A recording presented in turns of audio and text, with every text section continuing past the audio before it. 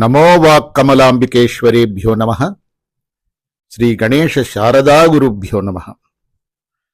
అఖిలాండకోటి బ్రహ్మాండ నాయకుడు, ఆది మధ్యాంతరహితుడు అయినటువంటి ఆ పరంధాముని దివ్య పాదపద్మములకు శిరస్సు తాటించి సాష్టాంగ దండ ప్రణామములు సమర్పిస్తూ భగవద్ బంధువులందరికీ కూడా హృదయపూర్వక నమస్సుమాంజలులు.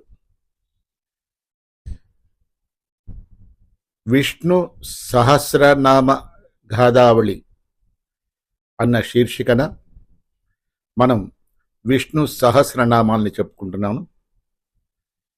మీ అందరికీ కూడా షణ్ముఖ శ్రీరాఘవ ఛానల్కి స్వాగతం, సుస్వాగతం. నేను సూరిబాబు కందాళ. ఈ విష్ణు సహస్రనామ గాథావళి అన్న శీర్షికన ఈరోజు మనం తెలుసుకోబోయే నామం ఓం మనవే నమః అన్న ఈ నామానికి శ్రీ విఎస్ కరుణాకరన్ గారు ఇచ్చినటువంటి కథని మనం చెప్పుకోబోతున్నాం. ఈ కథకి వారు చేసిన నామకరణం కలయో వైష్ణవమాయయో అని వారు ఈ నామకరణం చేయడం జరిగింది. మరి కథలోకి ప్రవేశిస్తానండి. మధురాదేశపు రాజైన ఉగ్రసేన మహారాజు గారు పంపిన అతి ముఖ్యమైన వర్తమానాన్ని అందించడానికి రాజుగారి సేవకుడు గర్గ మహాముని ఆశ్రమానికి త్వరగా వచ్చాడు. ఆశ్రమం ముందు కావలిగా ఉన్న శిష్యుడిని చూసి రాజుగారి సేవకుడు అత్యంత వినయ విధేయలతో నమస్కరించి, సత్వరం నేను గర్గ మహర్షుల వారిని దర్శించుకోవచ్చా అని ప్రశ్నించాడు. విశ్వంభరుడనే ఆ శిష్యుడు ఆశ్రమంలో ఉన్న గురువుగారి అడిగి సేవకుడిని లోపలికి తీసుకుని వెళ్ళాడు. గురువుగారి ముందు రాజుగారి సేవకుడు సాష్టాంగ దండ ప్రణామములు సమర్పించి ఇలా విన్నవించుకున్నాడు. ఆచార్య, మధురాదేశపు రాజుగారి నుండి ఒక అత్యవసరమైన వర్తమానాన్ని మీకు అందించాలని వచ్చాను. కాలయవనుడు అనే క్రూరుడైన రాజు ముల్లోకాలని జయించాలన్న కోరికతో తన 3 కోట్ల సైన్యంతో వాయవ్య దిక్కుగా మధుర రాజ్యాన్ని చుట్టుముట్టాడు. బలరామకృష్ణుల చేతులతో 17 మార్లు పరాభవం పొందిన మగధ దేశపు రాజు జరాసంధుడు కూడా ఇదే మంచి అదనుగా భావించి తన అపారమైన సేనతో మధురపైకి దండెత్తి వస్తున్నాడని వేగుల ద్వారా వర్తమానం అందింది. శత్రు సైన్యాల వ్యూహ రచనకు అనుగుణంగా జరాసంధుడు 1-2 రోజుల్లో దండెత్తి రాగలడు.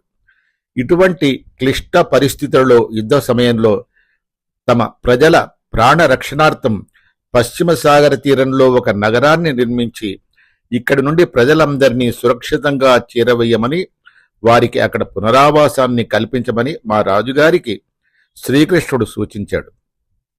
ఇటువంటి విషమ పరిస్థితుల్లో నగర నిర్మాణం, పురజనులను అక్కడికి సురక్షితంగా చేరవేయడం, ఆ పైన అక్కడ వారికి నివాసాలను కల్పించడం వంటి పనులన్నీ ఈ 2-3 రోజుల్లోనే నిరాటంకంగా చకచకా జరిగిపోవాలి.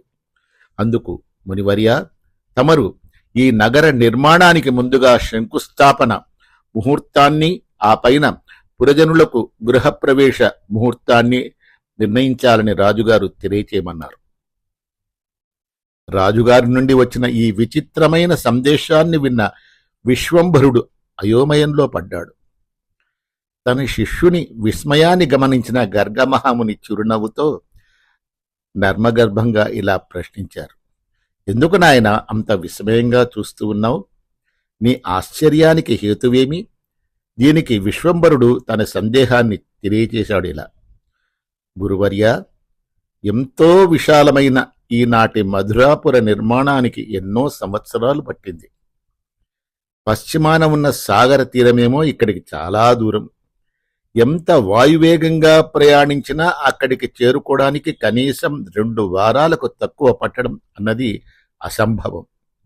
మరి మహారాజు గారేమో కేవలం 2-3 రోజుల వ్యవధిలోనే అటు శంకుస్థాపన, ఇటు గృహప్రవేశం రెండూ చేసుకునే సుముహూర్తాన్ని నిర్ణయించమని ఆదేశించారు.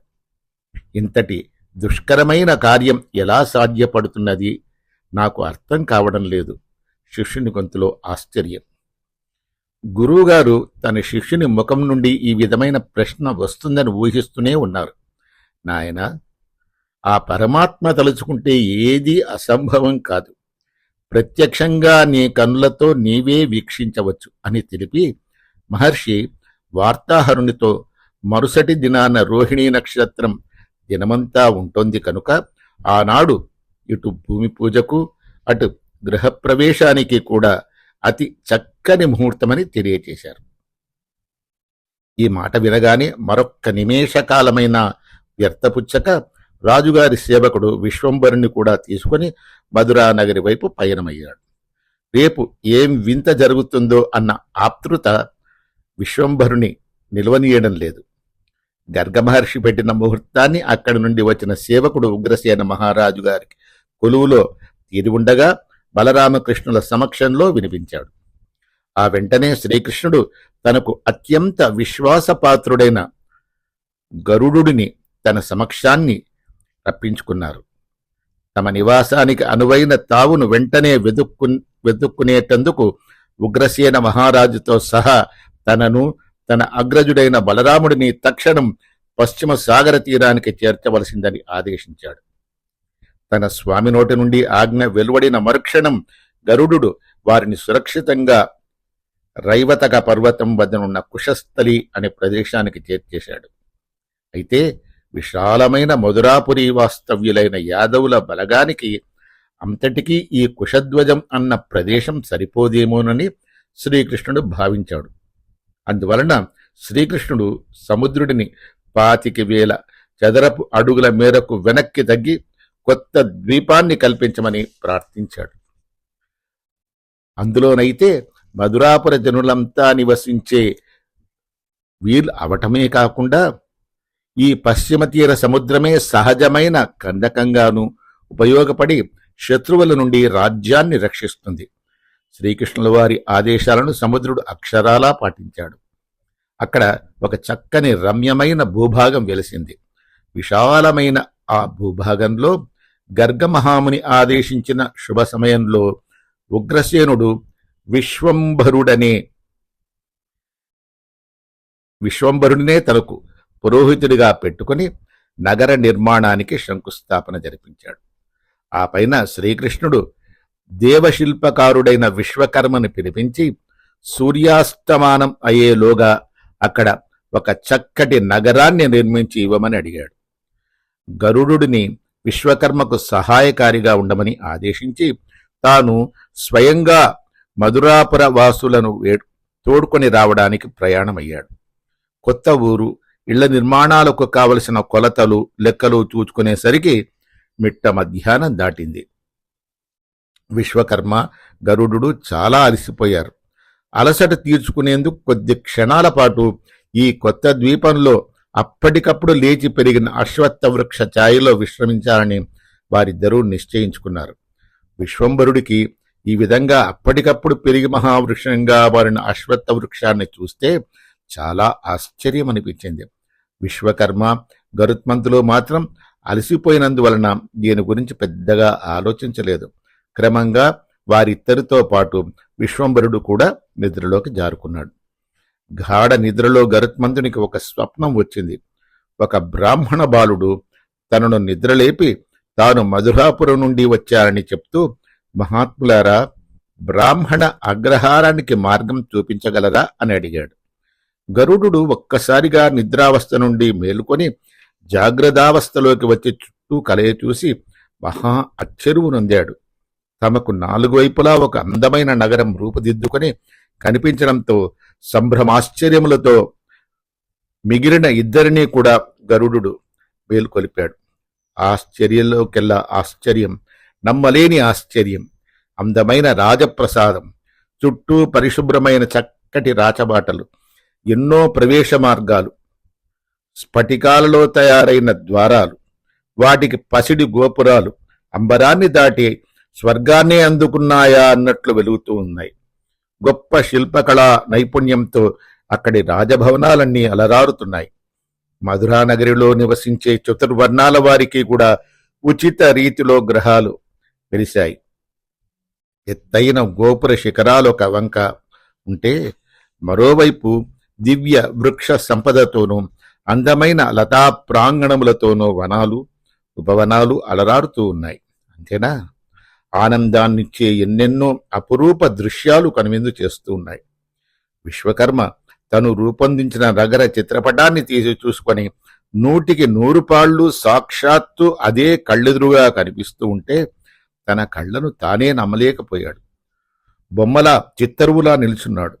కాసేపటిలో అగ్రహారం కానవచ్చింది. అయితే వచ్చిన బ్రాహ్మణ కుమారుడు మాత్రం నవ్వుతూ నిల్చున్నాడు తప్ప అక్కడి నుండి కదల్లేదు. గరుత్మంతుడు తన స్వామిని సత్వరం గుర్తుపట్టి నమస్కరించాడు. విశ్వకర్మతో పాటు గరుడు శ్రీకృష్ణుని చరణాలపైన పడి ఓం మనవే నమః అని ఉచ్చరించారు. మను అన్న నామం పరమ అద్భుతాలను తుటిలో చేయగలిగే వానికి వర్తిస్తుంది. శ్రీకృష్ణునికి ఈ విశ్వాన్ని సృష్టించడం అన్నది చాలా చిన్న పిల్లల ఆట వంటిదే.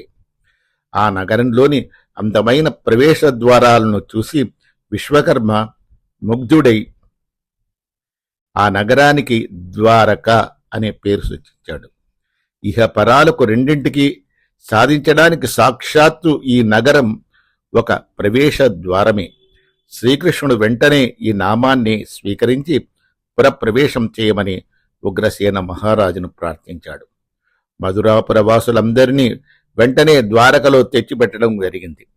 మధురలో రాత్రి శయనించిన పురజనులకు ద్వారకలో తెల్లవారింది. ఎంత వింత!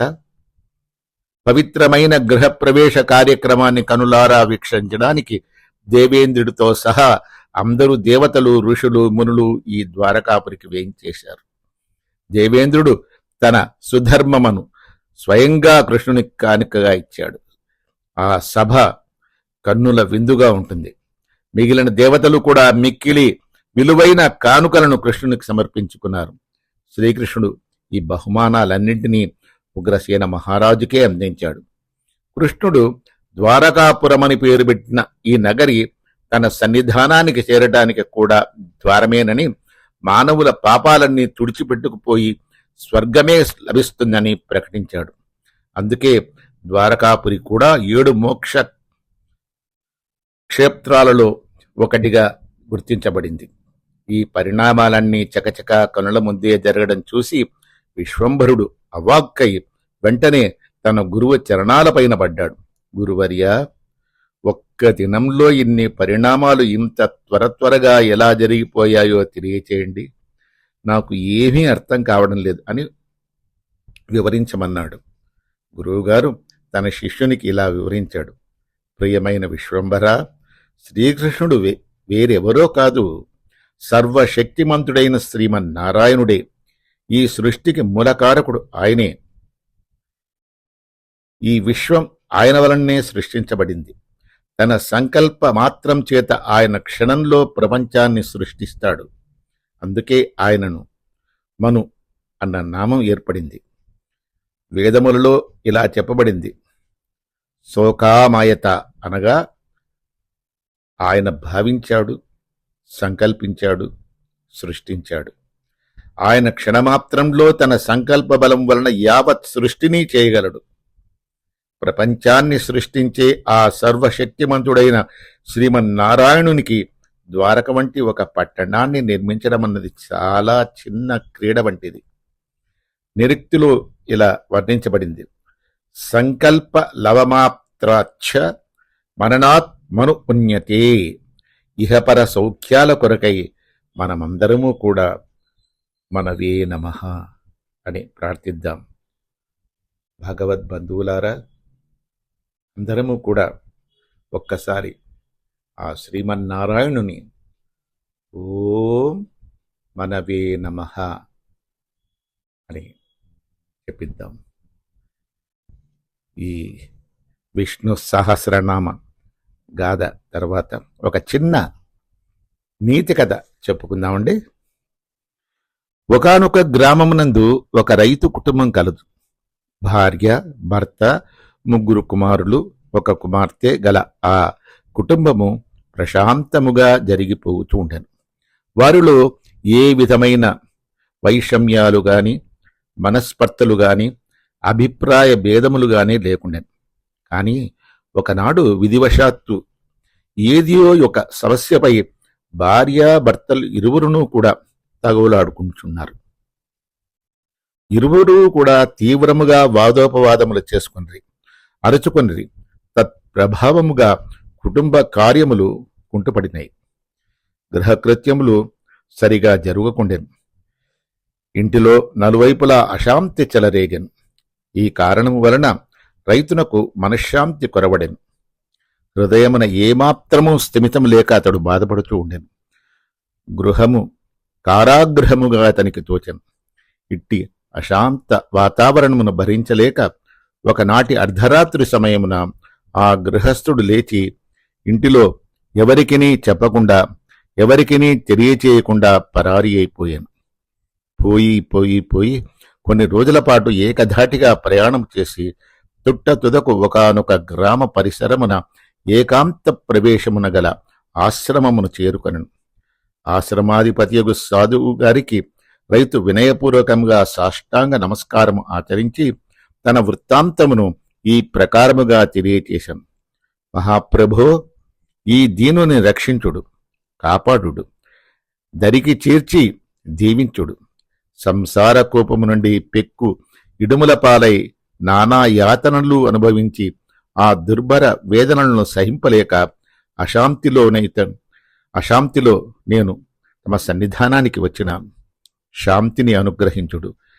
తమ పాదపద్మముల చెంతనే ఉండునట్లు ఆశీర్వదించుడు. తమ దివ్య బోధామృతాధారలచే మదీయ సంతృప్త హృదయమును చల్లార్చుడు. దేవా, నా మనస్సు శాంతిని నోచుకునలేక గృహఛిద్రములందు సతమతమై జీవితంపై రోత కలుగుతున్నది. శాంతిని ప్రసాదించు. సద్గురువు యొక్క అన్వేషణకై నేను బయలుదేరి బహుదూరము ప్రయాణం చేసి మీ చెంతకు చేరినాను. తమ పాద సన్నిధిని చేరితిని.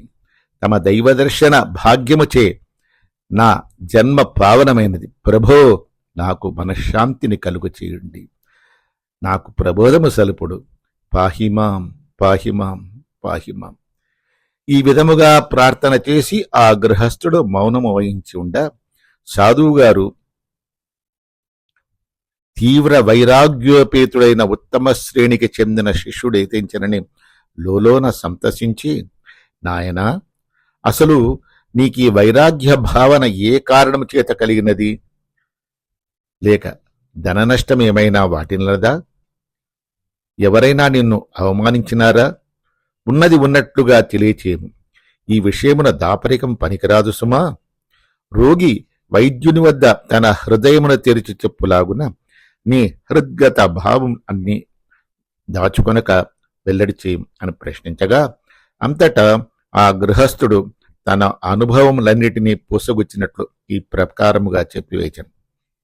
గురుదేవా, నాకును నా అర్ధాంగికిని కొన్ని విషయాలపై అభిప్రాయ భేదములు కలుగగా ఇరువురి మధ్యన తీవ్ర వాదోపవాదములు చెర్రేగగా మనస్సు విసిగి ఆ వాతావరణమే నాకు సరిపడకపోవటచే ఒకనాటి రేయి ఎవరికీ చెప్పకుండా ఇల్లు విడిచి వచ్చి వేసి తిని. ఈ వాక్యములను విని గురువుగారు, అయితే ఇప్పుడు నీ అభిప్రాయమేమి? ఆశ్రమంలో ఎప్పటికినీ ఉండదలిచినావా, లేక కొద్ది రోజులు మాత్రమే ఉండి మరలా ఇంటికి వెళ్ళదలిచినావా అని ప్రశ్నింప, అందులకాతడు, జలనిధులింకుగాక కులశైలములేడును గురుంకుగాక నేను ఇంటి గడప తొక్కను మహాత్మా అని విన్నవించుకుని త్రియాశ్రమముగు సన్యాసమును అనుగ్రహించవలసిందిగా వేడుకొనెను. గృహస్థుని ఈ వాక్యమును వినగానే ఆశ్రమ అధిపతి అయిన ఆ సాధువు గారు అతని అతీత వైరాగ్యమును అచ్చెరువంది ఈ విధముగా వచించారు. నాయనా, సన్యాసగ్రహణమును నీ సంకల్పం చాలా పవిత్రమైనదే, అయినను తొందరపడరాదు.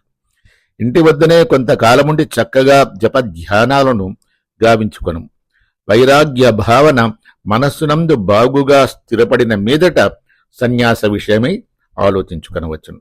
కాబట్టి ఇప్పుడు ఇంటికి వెళ్ళి మనస్సును కుదుటపరుచుకొని శాంతముగా నీ ఆధ్యాత్మిక కార్యక్రమం కొనసాగించుకొను. గురుదేవుని ఆ వాక్యములు వినగానే గృహస్థునకు గొప్ప ఆవేదన కలిగి తోడనే ఇట్లు విన్నవించుకును. మహాశయ, నాకు ఇంటికి వెళ్ళుటకు ఏమాత్రమూ మనస్కరించుటలేదు. దయచేసి నాకు సన్యాసమును అనుగ్రహించి తమ ఆశ్రమముననే స్థానమును కల్పించుడు. అది విని సాధువుగారు అతని వైరాగ్యమును పరీక్షించదలచి, నాయనా, ఒకవేళ నీకు సన్యాసమిచ్చితిని అనుకొనుము. కొన్నాళ్లకు నీ ధర్మపత్ని నీ విచట ఉన్నట్లు తెలుసుకొని ఇచ్చటకు వచ్చి ఇంటికి రమ్మని నిన్ను ప్రాధేయపడినచో అప్పుడేమి చేయుదువు అని ప్రశ్నింప, అప్పటి సంగతి అప్పుడు ఆలోచించుకొని వచ్చులేండి అని జవాబిచ్చాను. ఆ వాక్యములకు గురువుగారు ఆశ్చర్యపడి అతని చంచల వైరాగ్యమును గూర్చిన చక్కటి పరిచయమును పొందినవాడై అతనికి భోజనం పెట్టి పంపించి వేచాం. ఈ కథలో చిన్న నీతిని మనకి అందించారు పరమ పూజ్య విద్యాప్రకాశానంద స్వామి వారు. వైరాగ్యము బాగుగా దృఢపడినప్పుడు మాత్రమే సన్యాస విషయం యోచించవచ్చును, కానీ అంతకు ముందు కాదు. త్వరపడి సన్యసించినచో ఉభయ భ్రష్టత్వము కలుగుటకు అవకాశముండును. శ్మశాన వైరాగ్యమును పురాణ వైరాగ్యమును ఆశ్రయించక సాధకుడు దృఢ వైరాగ్యమును చేపట్టవలను. చక్కటి విచారణ ద్వారా దృశ్య వస్తువు యొక్క నశ్వరత్వమును గుర్తిరిగి నిశ్చల వైరాగ్యము అచంచల దైవభక్తి కలిగి మోక్షమునకై తీవ్ర యత్నమును ఆచరించవలెను అని ఎంతో చాలా గొప్పగా మనకి అందించారు పరమ పూజ్యులు విద్యాప్రకాశానంద స్వామి వారు. మరి ఒక్కసారి ఆ భగవన్నామాన్ని మనం చెప్పుకుందామండి. శాంతాకారం భుజగశయనం పద్మనాభం సురేశం విశ్వాకారం గగనసదృశం మేఘవర్ణం శుభాంగం లక్ష్మీకాంతం కమలనయనం యోగి హృద్యానగమ్యం వందే విష్ణుం భవభయహరం సర్వలోకైకనాథం. జై శ్రీమన్నారాయణ, జై శ్రీమన్నారాయణ, జై శ్రీమన్నారాయణ, జై జై జై. జై శ్రీమన్నారాయణ, జై శ్రీమన్నారాయణ, జై శ్రీమన్నారాయణ, జై జై జై. జై శ్రీమన్నారాయణ, జై శ్రీమన్నారాయణ, జై శ్రీమన్నారాయణ, జై జై జై. జై శ్రీమన్నారాయణ.